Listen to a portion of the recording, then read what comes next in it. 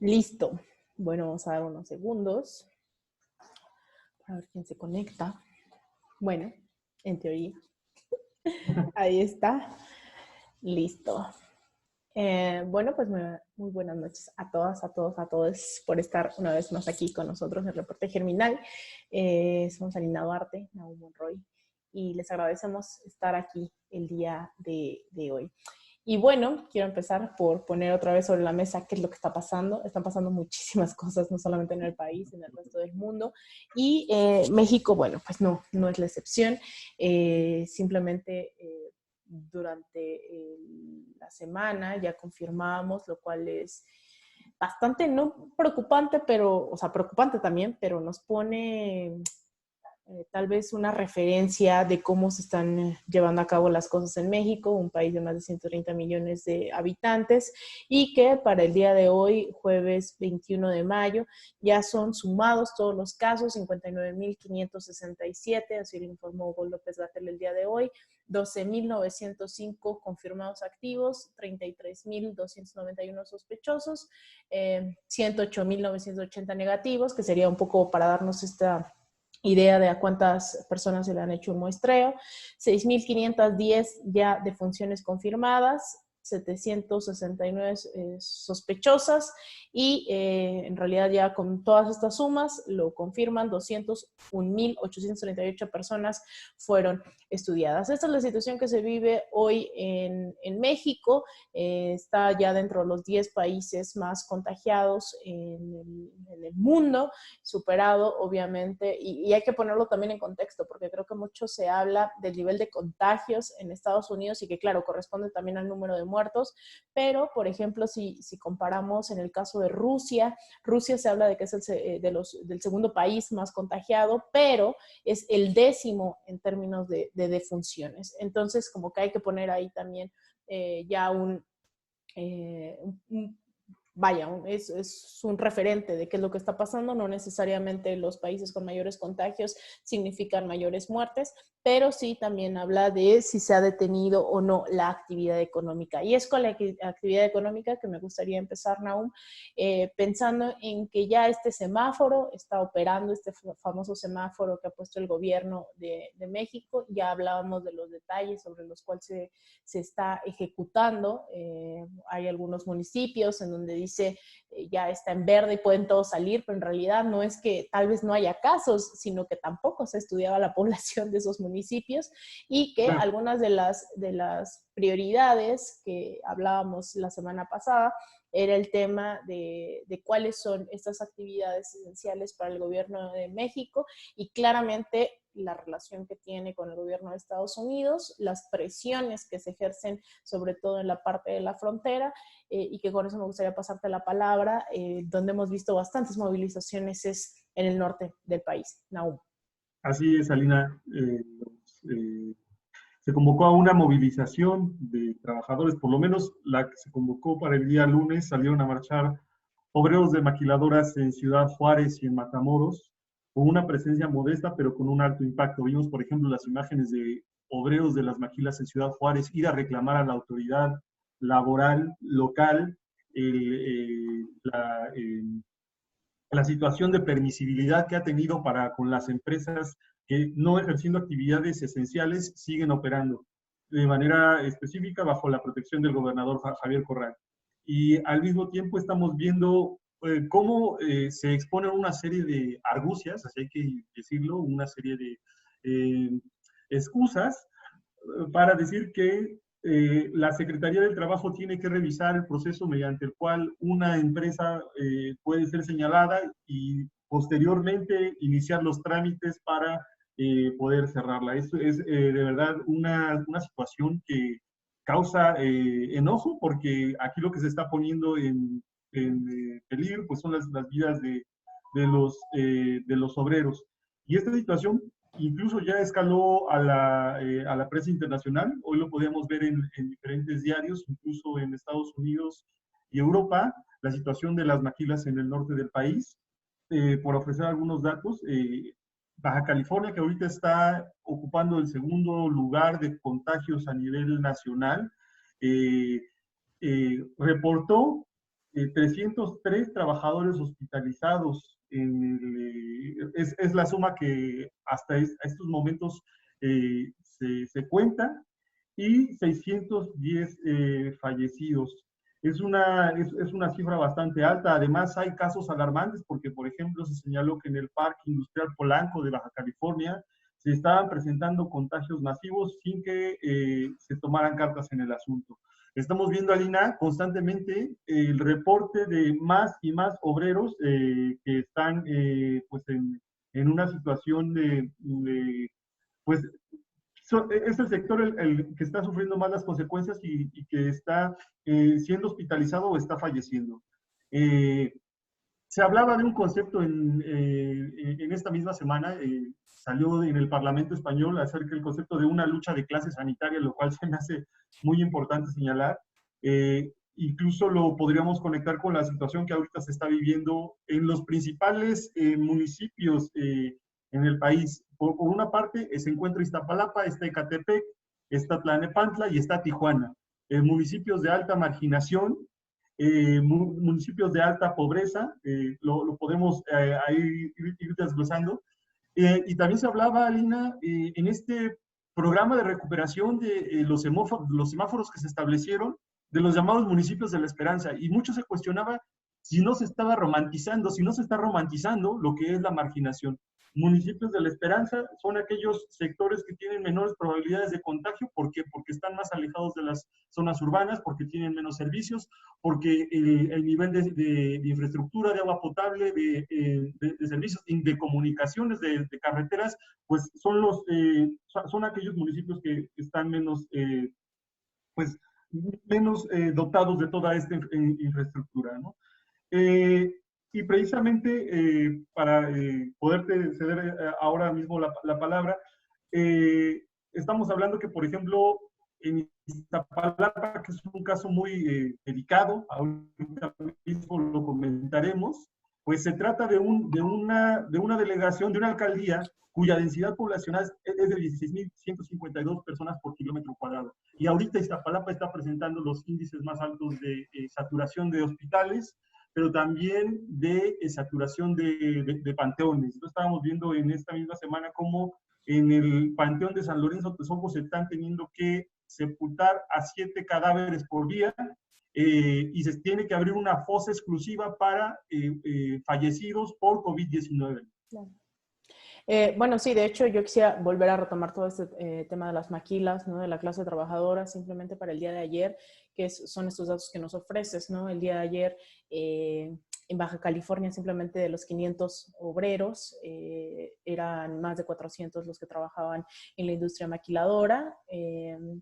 Son 519 muertos. Hasta el día de ayer yo tenía estos datos. 432 eran empleados de maquilas. Pero eso no nada más es en la zona maquilera. Estas protestas se están registrando también, por ejemplo, en Aguascalientes, en Jalisco, ¿no? La gente sigue saliendo a trabajar, y que lo poníamos en contexto ya en una primera ocasión, en un contexto internacional, ¿no? Y que esta ha sido la reacción generalizada por parte de no solamente los trabajadores de la salud que han estado saliendo también a protestar aquí en la Ciudad de México, y en general en los otros países, sino de estas industrias que definitivamente no son esenciales, han seguido operando y han registrado altos casos. En el caso de Estados Unidos, ya hablamos también de esta huelga a la que se fueron trabajadores de Amazon, de Instacart, de varias empresas bastante importantes que se siguen enriqueciendo. Cabe destacar, se espera que Jeff Bezos, el dueño de Amazon, sea el primer trillonario en la historia de la humanidad. Estamos hablando de esta concentración de la riqueza a escala global. Eso está ocurriendo también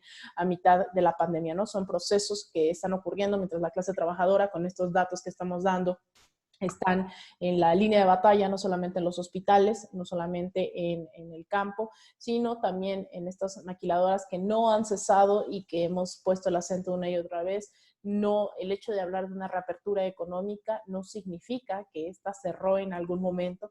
Tal es el caso de Iztapalapa, como ya lo mencionas, que a lo mejor en algunos días se registraba una baja de las actividades comerciales. Sin embargo, esto estaba yo revisando Al Jazeera, por ejemplo, que estuvo poniendo el acento en Iztapalapa en uno de sus reportajes en la sección de inglés, en donde están básicamente demostrando que en Iztapalapa es hoy el foco, ¿no? de de la pandemia aquí en el caso de México, y que esto puede escalar fácilmente. Y puede escalar pensando sobre todo en el caso de la central de abastos, en donde es un foco severo de infección y en donde prácticamente la zona metropolitana se abastece para pues los alimentos básicos de la zona metropolitana. Entonces estamos pensando en que a pesar de que ni siquiera ya pasó el pico de la pandemia, ¿no? En la Ciudad de México todavía continuamos en él, y en el caso de México como país, el pico de la pandemia va a ser hasta junio, entonces esto todavía se va a prolongar bastante. Estamos pensando en que también se puede profundizar el nivel de crisis dadas las presiones, y hay que insistir en eso, las presiones de Estados Unidos, en donde varias de las maquiladoras de tecnología en la frontera son imprescindibles para su maquinaria bélica. Esa es una de las tantas presiones de Estados Unidos por las cuales han estado insistiendo en que se abra estas empresas, porque suministra a su industria armamentista.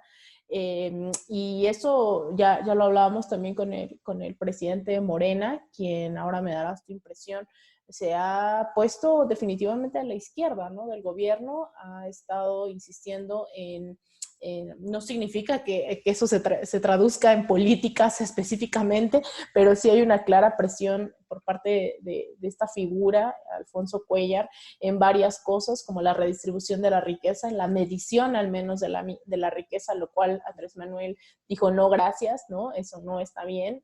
Se difundió, claro está, como una medida de ahora va a entrar el INEGI casi que armado, ¿no?, a las casas a medir si eres rico o eres pobre. No era la idea, pero bueno, se está poniendo a debate sobre algo que existe, que es la concentración del capital, y que en México definitivamente los índices de desigualdad no son nada prometedores. Entonces, la figura también ahí de Ramírez Cuéllar es un factor interesante, ¿no? Al menos de ver que se está proponiendo la idea de un partido, y que lo ha dicho totalmente así, que un partido que tiene que estar a la izquierda, que no tiene que ser un brazo del gobierno, que tiene que ser independiente, y que ha tratado de encabezar, incluso en temas LGBT. Él dio una conversación el sábado pasado y se posicionó, ¿no?, directamente, dijo que en Morena había muchos temas que eran una lástima, que eran una tragedia, y eso lo vimos con el tema de la aprobación la no aprobación del aborto en San Luis Potosí el día de hoy, en donde incluso legisladores de Morena votaron en contra, pero bueno, es San Luis Potosí, una sociedad bastante conservadora. Pero bueno, la figura de Morena, del presidente Ramírez Cuéllar, definitivamente como que está marcando al menos ahí un algo, ¿no? Algo está pasando, hay una necesidad de girar a la izquierda, y que bueno, ya lo hemos hablado en un contexto global. Definitivamente México ahorita está en un rol estratégico en la región, que sigue siendo presionado por Estados Unidos, pero que también las fuerzas progresistas en América Latina le están demandando un viraje hacia la izquierda. Nahum. Sí, son muchos elementos que se están conjugando, Alina, los que ahorita señalas. Por primera, habría que preguntarnos, hace rato hablábamos de que México está en el lugar 17 y muy probablemente va a escalar en los siguientes días a colocarse en los primeros 10. Hay que tener en cuenta incluso que México tiene ahorita un porcentaje de fallecidos por encima del 10%, lo que lo coloca incluso el porcentaje por encima de Estados Unidos. Estados Unidos está ahorita en un 7, un 6% de difuntos en relación al nivel de contagios. México tiene muchísimos más contagios. Esta es una situación alarmante. Por otra parte, hemos visto que el plan de reactivación económica se lanzó de una forma muy descoordinada y aparte sin una certeza, sin una seguridad de su funcionamiento. Incluso López Obrador dio declaraciones contradictorias. Primero señaló que el plan de reactivación no era obligatorio, que estaba en función de la consideración de los diferentes estados. Luego en el diario oficial de la Federación se publican unas medidas y al día siguiente se tienen que corregir. De manera que esto lo que ha incentivado es que a nivel estatal diferentes gobiernos estén interpretando las cosas a su modo. El día de hoy Javier Corral sale a declarar a los medios de comunicación que cuestionando abiertamente la política del gobierno, diciendo que sería un suicidio hablar de reapertura económica en un momento en el que los contagios están tan altos. Y esto efectivamente nosotros ya lo habíamos comentado la vez pasada, incluso desde el punto de vista, Lina, de enviar un mensaje erróneo a la población en el sentido de bajar las defensas, de que ya, si de por sí estábamos viendo pues comportamientos de nulo seguimiento de las medidas en diferentes localidades de la ciudad. Ahora, si tú envías un mensaje a la población de distensión de las medidas de seguridad, lo que vas a tener es probablemente un rebrote y una situación alarmante. Entonces, a mí me parece que esta semana incluso se lo tomaron ahora más con calma. El secretario de Educación Pública salió a decir que no va a haber un retorno a las clases hasta que el semáforo se encuentre en verde, señaló Moctezuma Barragán. Y de esta manera, me parece que los diferentes sectores de la economía se están tomando ya en este momento con más calma, pero hay una situación todavía contradictoria. A eso se está aderezando, me parece, hay muchos elementos que se están aderezando en el nivel de tensión social que se está generando. Yo diría que en este momento no hay una movilización de la clase trabajadora, Lina, hay un miedo, hay miedo por parte de la población trabajadora a perder sus fuentes de ingreso, a ser despedida, a poder exponerse en este momento. Creo que fue muy sintomático que la movilización del día lunes no fuera numerosa en ese sentido, pero nosotros también sabemos que ese nivel de miedo, ese nivel pues, de acumulación de tensiones en un momento determinado se puede convertir en su contrario, puede manifestarse en explosiones de rabia, porque una población empobrecida, una población marginada que venía ya soportando muchas cargas económicas y que en este sexenio, tenemos que decirlo, todavía no ha visto un cambio decisivo, pues puede ser un sector que empiece a reflejar esta inconformidad a través de manifestaciones y estallidos sociales. Lo hemos visto, lo hemos empezado a ver por lo menos en esta serie de manifestaciones, y también se ha visto reflejado en las manifestaciones que han hecho en el sector salud alimentaria. Sí, de hecho, bueno, yo quería poner esto, como ya lo hemos estado abordando ahorita, pero si vemos aquí el caso de los confirmados, los casos confirmados en el caso a nivel mundial, México, no puedo mover esto, no sé por qué, aquí está. México está en el número 16 de contagios. Está en el número 16 de contagios, pero Subió. Si hacemos en cuestión de muertes, es el número 10º. Claro, Por eso te digo que es como, o sea, es importante tener presente que no es lo mismo el nivel de contagios con el nivel de muertes. Y esto tiene que, o sea, hoy estaba abordando el tema de las desigualdades estructurales que se reflejan en cuestiones muy específicas, ¿no? No nada más es un tema de racismo, no solamente es un tema de las comunidades indígenas, es un tema de que esto se ha venido desarrollando durante las últimas décadas y que el nivel de acceso a los sistemas sanitarios es totalmente distinto de las comunidades indígenas, totalmente a los afromexicanos, ¿no? Y que eso ha sumado un montón de variables que permiten entender que a pesar de que haya muchos contagios en algunos países, y que ponía yo el ejemplo de Rusia, Rusia es el segundo país de contagios, pero es el 10º en muertes, ¿no? Porque el hecho de que te contagies aquí en México, y que también es algo generacional que hemos visto que se diferencia de otros países, hoy nuestra generación, los jóvenes entre 30, 36 y no me acuerdo qué otra edad, son de los más afectados en el país, y eso tiene que ver con el nulo acceso, por ejemplo, a una alimentación balanceada, el nulo acceso a un sistema sanitario, ¿no? O sea, las consecuencias de todo este modelo neoliberal son muy, muy, muy concretas, y eso se refleja en esto, ¿no? En la mala alimentación, en una juventud bastante obesa, en una juventud con diabetes, con hipertensión. Y que, bueno, en estos países también, ¿no? O sea, por mucho que se contagien, no terminan en estas fosas que hoy estamos viendo en el caso de México, que también en Xochimilco está ocurriendo la sobrepoblación de los panteones, cabe destacar. Y bueno, es algo que quería yo mencionar, ¿no? El hecho de que México está creciendo en en el número de casos, y es importantísimo también ponerlo en escala global, y que así como las movilizaciones vinieron ocurriendo en el caso de Italia, de España, de Estados Unidos, hoy se están reanudando también en América Latina, ¿no? Hubo una pausa de algunas semanas entre las movilizaciones que se venían registrando, claramente antineoliberales, en el caso sobre todo de Chile.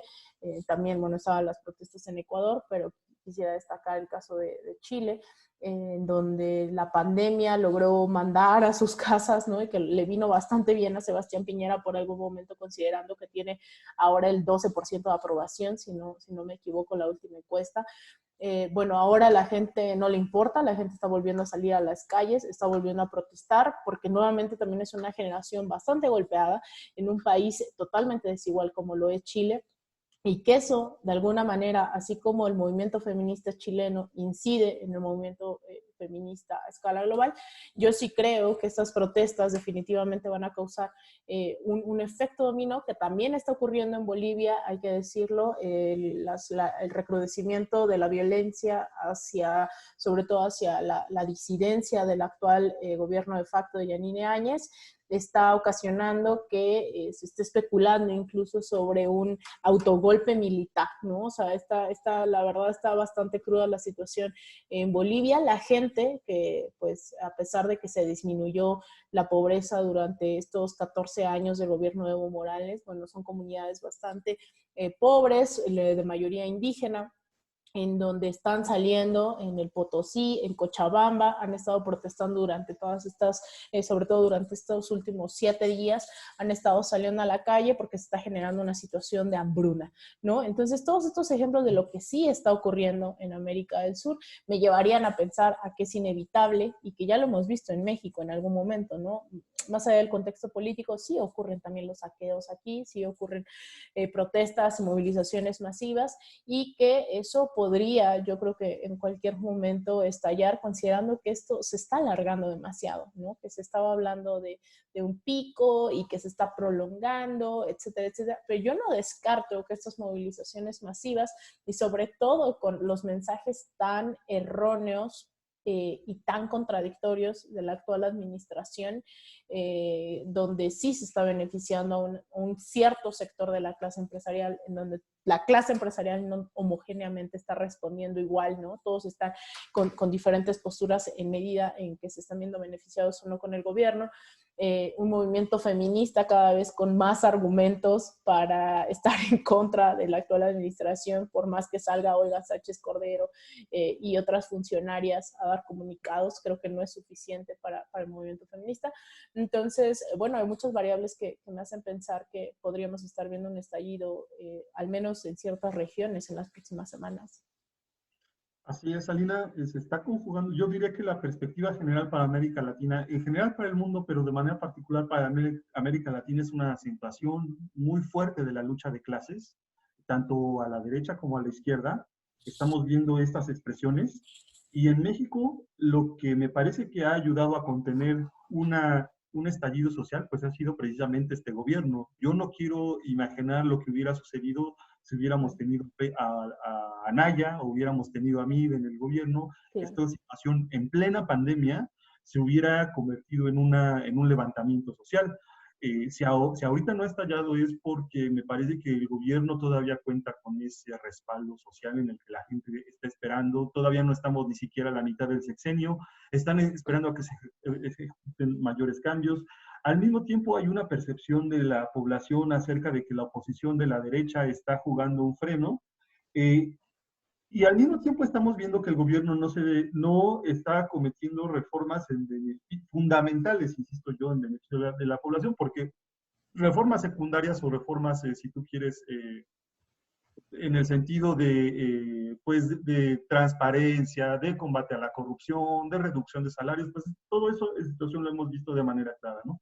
Pero lo fundamental, lo que combate la desigualdad, lo que revierte los efectos de 5 sexenios, 6 sexenios de neoliberalismo no está en la carta. Y me gustaría mencionar un ejemplo de manera concreta. Lo que en esta semana está mencionando y está de manera candente en torno a las readecuaciones que el gobierno federal está impulsando en la Comisión Federal de Electricidad y en Pemex para meter energía eólica, una serie de, pues sí, de variaciones en torno a la administración, lo que se llama la geotermia solar, la energía eólica, y que estos reajustes que el gobierno está llevando a cabo en Comisión Federal de Electricidad está, pues por supuesto, afectando los intereses de los contratistas y de las empresas que se beneficiaron con la reforma ejecutada a inicios del sexenio de Peña Nieto, ¿no?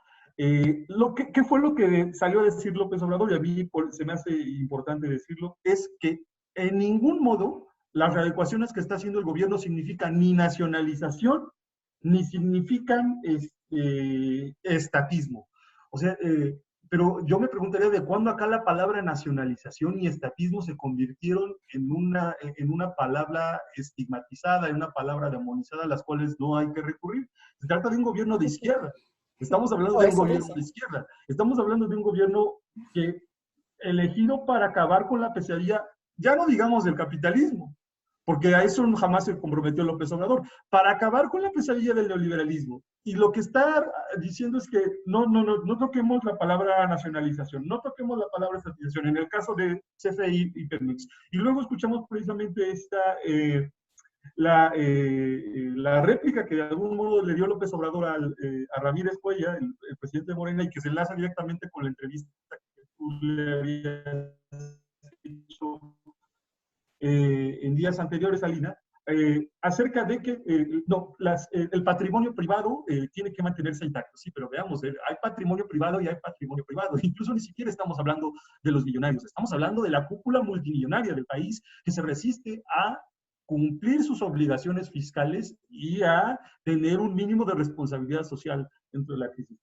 ¿Cómo enlazo esto, Alina? Lo enlazo en el siguiente comentario. En la semana también vimos cómo Pedro Ferriz de Con volvió a insistir en dos elementos que a mí se me hacen particularmente delicados, que los mencione o que los mencione de manera indirecta, ¿no? Si el país se dirigiera al comunismo, ¿usted apoyaría un golpe de Estado o no? Bueno, pues son palabras fuertes, ¿no? Son palabras fuertes para personaje de la comunicación, por no decir una cosa más explícita, pero está jugando con palabras muy delicadas, ¿no? El hecho de decir, cuando ya se habían descubierto una serie de grabaciones que lo involucraban directamente a él, llamando a la desestabilización del gobierno, que recurra a estos adjetivos, bueno, es una cuestión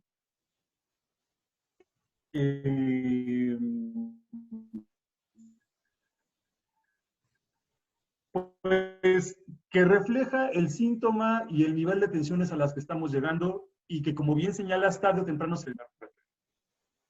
Sí, pues yo quisiera ya ir cerrando y que de hecho no nada más fue Ferriz de Con, también fue Pablo Iriart, Carlos Mota, ¿no? Que están metiéndose a todas estas narrativas de vamos a hacer Venezuela, ¿no? Y que me daba risa porque en algún momento la gente sobre todo pues cercana a la 4T, más allá de Moreno del gobierno, ¿no? Era como, no vamos a ser comunistas y es como caer en ese juego, ¿no? O sea, de repente continuar con esta estigmatización de lo que implica una vía socialista, comunista, y entonces resulta que tanto la derecha como quien se asume de izquierda coinciden en estigmatizar la vía socialista, comunista, cuando aún el presidente Morena Ramírez Cuellar ha hecho comentarios y se asume como que viene de un movimiento socialista, ¿no? Lo cual es totalmente, ¿no? ¿Qué está pasando?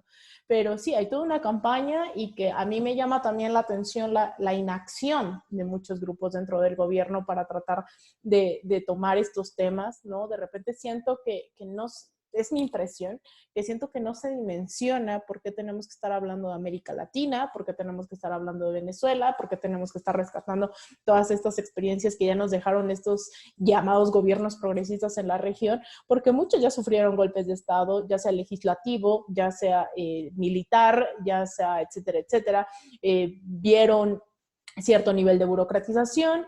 A mí me llamaba la atención las palabras de Evo Morales cuando decía que tal vez un golpe no hubiese sido exitoso si hubiesen tenido milicias, ¿no? Y en Venezuela tienen milicias y no han logrado un golpe de Estado desde el año 1999.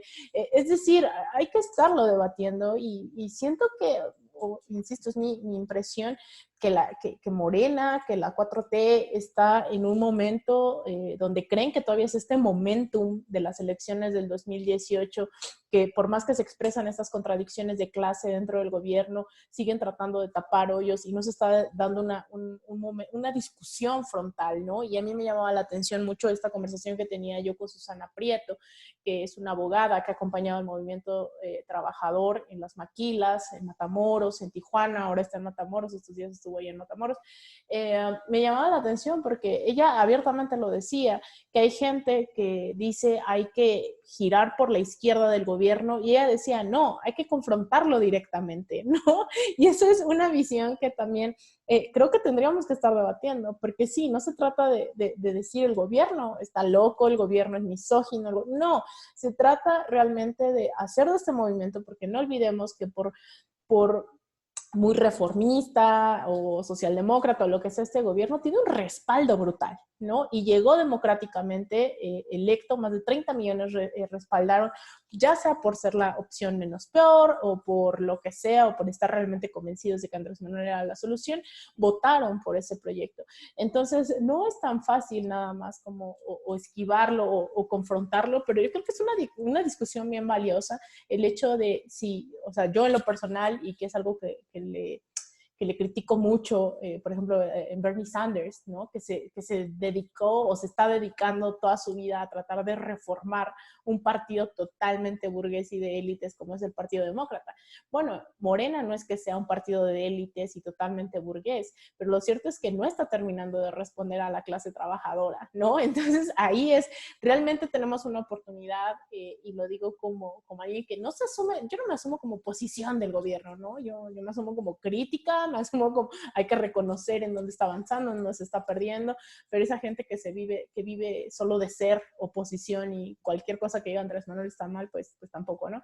Y yo creo que estamos en ese momento de determinar ciertas rutas a seguir en un momento crítico, no solamente en México, sino a escala global, y de que esto va a estallar, y que también hay algo que he estado insistiendo mucho estos últimos días, que ha sido en que yo sí creo que estamos viendo la transición del neoliberalismo hacia algo más, ¿no? O sea, yo sí alcanzo a ver que hay clase trabajadora, que hay ciertos grupos de la población que ya no van a estar dispuestos a regresar a esta normalidad de explotación, pero también el neoliberalismo, el capitalismo se está transformando a sí mismo, ¿no? Y estamos viendo, yo veía en Colombia que ahora ya están yendo los trabajadores a vivir a las fábricas, ¿no? O sea, realmente estamos decidiendo hacia dónde vamos a ir. México no es la excepción y bueno, ya veremos en qué muta esto que está ocurriendo hoy en el país a escala global, ¿no? Veremos qué es lo que pasa, Lina. Lo cierto es que México no escapará a la órbita de lo que sucede en América Latina. Tarde o temprano veremos a México ponerse en sintonía, y esto no es un ánimo de querer ser pesimista ni que nos estamos conduciendo al precipicio, pero México no es ajeno a la generalidad de las condiciones de América Latina. Eh, Habría que decir también que tenemos que considerar que si en estos momentos el gobierno, no se está hablando abiertamente no hay una oposición en las calles, no hay movilizaciones de masas, no hay un escenario de caos como sí lo hemos visto en otros países, también se debe a lo que mencionas, al amplio respaldo social que todavía conserva el gobierno, y eso es comprensible. Estamos hablando de 36 años de neoliberalismo. En la conciencia de la gente va a decir, ni modo que en 2 años toda la situación se va a revertir. Entonces el gobierno tiene un colchón de apoyo social, un margen de apoyo social importante que todavía pues está disfrutando. Ahora, eso lo que está repercutiendo, el hecho de que el gobierno no se posicione y esté avanzando en los megaproyectos, en el Tren Maya, y esté con la situación del ejército y esté en estas situaciones beneficiando a un sector de la cúpula empresarial, ¿en qué redunda? ¿En que va a haber un golpe de Estado a lo inmediato? No creo, pero lo que sí redunda es en que desgasta la base social. Y nosotros sabemos que el desgaste de la base social tarde o temprano conduce a esos escenarios, ¿no? Como lo vimos durante tanto tiempo. Aquí lo que yo creo tenemos que analizar, y lo que tú bien en otras ocasiones has mencionado, es que definitivamente México no va a contar con los 10, los 15 años que tuvo, 20 años que tuvo Venezuela, que tuvo Bolivia, sino que ya estamos precisamente en otra situación de mayor polarización y de tensión, y que eso para bien o para mal, acelera los procesos también de México. Si López Obrador hubiera llegado al poder en aquel año 2006, en donde la situación en América, donde ni siquiera teníamos una guerra contra el narcotráfico en México, pues una situación distinta sería. Ahora estamos en un escenario más polarizado. Y bueno, Alina, habría que ver cómo todas estas variables se desarrollan y van evolucionando en el transcurso de la semana que viene. Sí, bueno, pues yo agradezco a todos los que nos acompañan cada jueves. Esta vez un poco tarde, pero bueno, aquí estamos. Enos aquí. Y bueno, antes de que acabe, yo quiero decir que mi playa no es del PRD. Dice Never Again, que es una organización, es un colectivo en Estados Unidos que, y quiero, porque la usé en la mañana en otra conversación, pero no me veía en la necesidad de aclararlo. Es una organización de judíos que están en contra, Never Again, nunca más, dice para nadie. Es una consigna que queda del Holocausto. Entonces, es una organización mayoritariamente judía, antisionista, que está diciendo nunca más para nadie, haciendo referencia a los centros de detención en Estados Unidos, que ahora llaman también campos de concentración. Entonces dije, antes de que la gente, sobre todo pensando que los que nos ven son de México, que van a creer que soy del PRD, pues no es del PRD. Entonces, pues muchas gracias a todos por estar aquí. Y bueno, esto da para muchísimo más debate, qué es lo que se viene y sobre todo cómo nos organizamos y qué respuesta vamos a dar, ¿no? Yo siempre hago una invitación a ocupar las trincheras, la mía me tocó, decidí, o ya no sé, por azares del destino es la comunicación. Entonces, yo los invito a que juntos transformemos esto. Muchas gracias, nos vemos el próximo jueves. Gracias, Nahum. Buenas noches. Gracias,